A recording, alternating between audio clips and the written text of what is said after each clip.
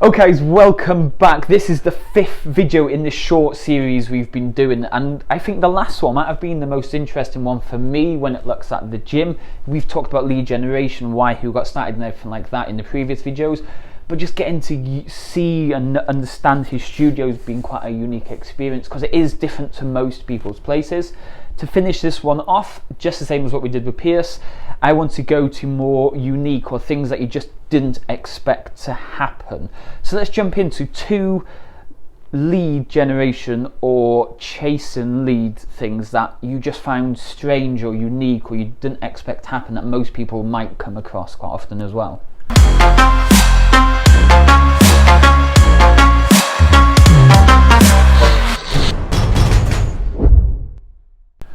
I found the whole referral scheme, I found it strange. Yeah. In a nice way. Yeah. Because I understood what a referral scheme was, I understand the whole idea of it, yeah. But I didn't realise how good it would be and how relatively easy it was. Yeah. And again, without probably people enjoying the service, then it becomes a very natural thing for them to do. I'm enjoying it. I've got a friend who would love to do this as well. Rather than me saying, right, David, do you know somebody who potentially would like to come? I haven't got, maybe I'd have to get to that stage at some point, but I've been lucky enough so far.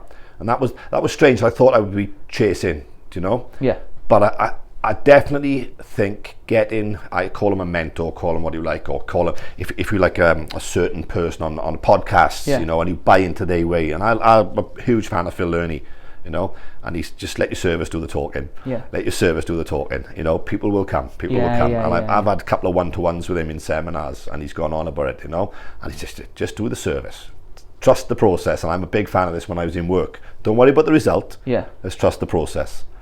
And that's the bit, and I'm so stuck to it, and it seems to be the way that's working. Do you get them to bring their friend in with them to a session, or do you invite them in privately and just have a chat with them? Some come in privately, but generally, when last night, one of the girls who's doing fab, Helen is doing fab, she said one of her girls' friends in work, so she just come as part of their session. Okay. And again, I don't want to open myself up to do like 30 sessions a week either.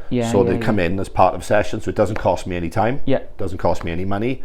And again, it's important. We've got to keep our costs down. I don't want to open myself up to doing all sorts of freebies. But I do occasionally do solo one-to-one. So what is something else then you've maybe... Actually, I know what I'm going to ask, basically. When you've got a prospect coming in that you're not so keen on working with, how would you tell most people that if you don't feel confident or you don't want to work with this person, how would you turn them away? Yeah, I would, and I would be nice about it, but I would position it... if I get the feeling that they're just not into it, they're just not going to be able to give this the commitment, And I would say, look, we really need to have a think about it because this is weight training. Again, we'll do a little tour of the place now. There's no cardio machines here. Yeah. And that's the unique bit for women as well. I want women, especially, off the treadmills and off the cardio machines and off the cross trainers and lifting weights. Because that's what I believe everybody should do. So I do explain to people this is tough. If you're on the leg press and we've got 150 kilos coming down at you, it's not easy. So maybe at this point, this place isn't the right thing for you at the moment. How can you maybe suggest or have noticed that this is not going to be a good client to work with? Is there any pointers or things that you see from when they walk in to how they're talking to you that you think, this person might be slow at paying or cause me headaches? How is there ways that you've noticed this? Yeah, and I think it's experience. I'm 51 now, but I think it's you just get a feel. You just get a feel. They don't walk in with a badge saying, I'm going to pay late. But you just get a feeling. And I've had people that come in and they need to lose a considerable amount of weight, but when you talk to them, their diet is super healthy. They're super active. They tick every single box, and quite clearly they don't tick any of them. And that's fine. But let's open up and let's be honest, and we'll start dealing with the issues rather than, well, everything's perfect yet I'm still not fit, or I'm still a little bit overweight, or whatever. Clearly something's missing, and you get a feel that, this is the sort of person that's going to miss sessions. They're going to come up with excuses, and they're going to be injured, and you just get a feel. And I'm at a stage, and it's not easy. It's not easy to turn people away. Especially initially. But again, I've turned it on its head. When I take people on, they now realise as well that they've passed that initial process. So they've done quite well to get in. And that gives them a real boost. Because I do say to people, look guys, I don't take everybody on.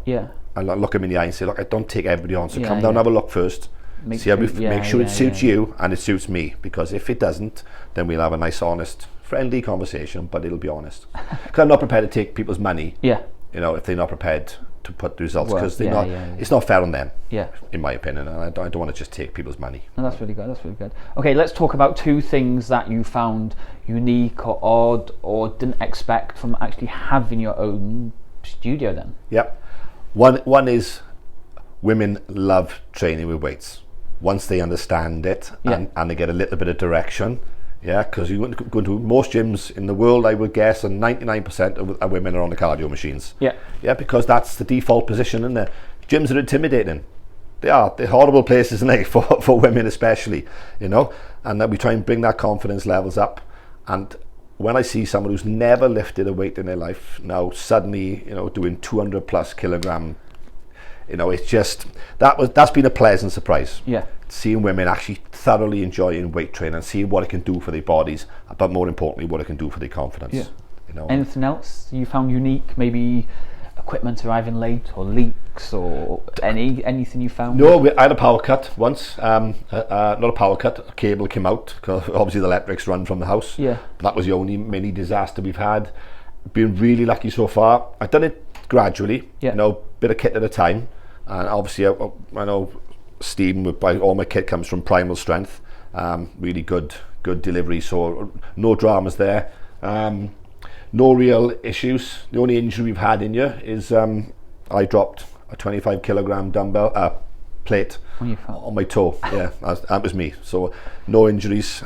So drama wise, nothing really. No, all pretty good so far, touch wood. What about, because you mentioned earlier you've got a Saturday morning and a Friday morning boot camp or kind of fit camp run by another trainer. What unexpected things have you had from trying to find a trainer to maybe actually employing somebody then? Finding a trainer is mission impossible. I'll be perfectly honest. It's absolutely, it's hard. It's really tough. The young lad I got, I've known since he was about 4 or 5 year old. He's qualified to level 2, so he does the bits and pieces, you know, just basic circuits and stuff, you know. But as regards, and he's fine. He had to have the right personality, you know. He got that jokey persona about him, which is vital for the whole ethos of what we're trying to do here. But finding a PT to come and work in here initially, or to go into another gym, which is what I want to do next, is proving really tough, you know. So that's the biggest challenge I've had so far. What do you mean by it's being tough? What struggles do you have? Just finding people that actually understand what PTing is about. They get their qualification, and whether they've been sold this dream or they've seen something on Instagram, you know. But as soon as you mention they've got to work split shifts or a Saturday morning, you know, they literally, I've seen people have mini meltdowns in front of me because I don't want to work a Saturday morning. Well, you know, people are available Saturday morning. When I started, David, I used to do a Saturday here. Right. When this was before, I'm still working, and Saturday was my busiest day. I used to have about 15 or 16 people coming in. About 6 or 7 sessions back to back. Crazy. Now I would never do it now, but that's what I had to do to build up, to get started. You know. And then I gradually, when I went full time, I filtered those people, and none of them left. They all went into the week. But sometimes you've got to do what you don't want to do. You have to put the hard work. You have to put the yards in. You cannot sit on a beach in Bali, you know, on your laptop making millions. It just doesn't happen, you know. And that was the toughest bit I found. Still do. Okay, let's finish then. 2 things from you then. In general, just being a FitPro, think of everything that comes with being a FitPro. What are the 2 unique or unexpected things from going from your full-time job to becoming a FitPro full-time like you are now? What are the 2 things you just didn't expect? A good one is a bit of free time. When you work full-time, you've got to be somewhere, you know, and you've got to go into meetings early and stuff, which is fine. That was what I did. But, you know, and structuring and sticking to that free time, you know, in the day and the weekends is now my time. Unexpected wise, nothing really, just people trying to find those trainers. I know we talked about it, but that for me, I thought it'd be, well, we'll just dip into the pot, find a good trainer, job done. It really couldn't be further from the case. Couldn't be further from it. So, but unexpected wise, no real dramas yet. They'll come in. Cross fingers. They'll come, no doubt. I'm trying to think off the top of my head. No, building wise we've been fine. Equipment wise has been fine. Results wise has been great. But I think that for me the big one is when you get a message saying, I got in that dress. The little things. Seriously, it's the little ones that are the massive ones. No drama, nothing splashed all over Facebook. Just somebody sending you a couple of lines saying, that dress I am worn for 3 years. Now fit. I'm in it. And that for me, because it's not about the dress. It's about the confidence that the person gets. It's all about confidence. The weight loss and all the rest become a byproduct of, let's build that confidence up. Okay, let's just before we end then, is there any words or anything you want to say to FitPros who maybe don't have their own unit, or maybe just getting started, or people who've been going a while but they just need an extra bit of a kick? Is there any kind of final word you want to say to them to really get them motivated and just become as successful as this is going for yourself? I would say, without a shadow of doubt, reach out. It's a lonely game. It's a lonely game if you don't, I'm not in a FitPro circle. I'm just doing my own thing. But reach out to people, either people in business. I've reached out to a couple of local lads that I know that have got successful businesses. Even though they're not anywhere near the fitness game, but they understand business.